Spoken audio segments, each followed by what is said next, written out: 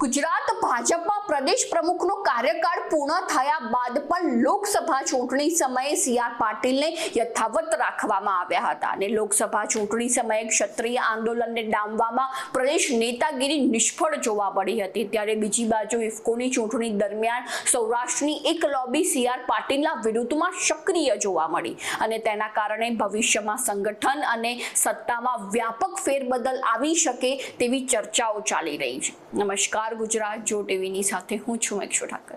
ગુજરાતમાં સત્તા, સંગઠન અને સહકાર આ ત્રણેય પાંખોમાં કોલ્ડ વોર ચાલી રહી છે, જેમાં ગુજરાતમાં પ્રદેશ પ્રમુખ અને મહામંત્રી સહિતની ટીમની લોકસભા ચૂંટણી બાદ ફેરબદલ થઈ શકે છે અને ગુજરાત સંગઠનમાં ચાલી રહેલા ભારે આંતરવિગ્રહને કારણે ભાજપ હાઈકમાન્ડ નારાજ છે અને આ પરિસ્થિતિમાં સંગઠન અને સરકારમાં મોટા ધરમૂળના ફેરફારો થઈ શકે છે તેવી ચર્ચાઓ ચાલી રહી છે, જેમાં સૌથી વધુ ચર્ચા પ્રદેશ પ્રમુખ સી.આર. પાટીલના અનુગામી કોણ હશે તેની ચાલી રહી છે। ગુજરાત રાજકારણમાં હવે જ્ઞાતિનું રાજકારણ ખૂબ જ અસરકારક રીતે સક્રિય થયું છે, જેમાં ભાજપ મોવડી મંડળ પણ આ વખતે સંગઠનમાં જ્ઞાતિ સંતુલન જાળવવા ખૂબ પ્રયાસ કરશે તેમ લાગી રહ્યું છે, જેમાં ભાજપ માટે હજુ પણ રાજપૂત ક્ષત્રિય સમાજના આંદોલનનો ભય તો છે જ।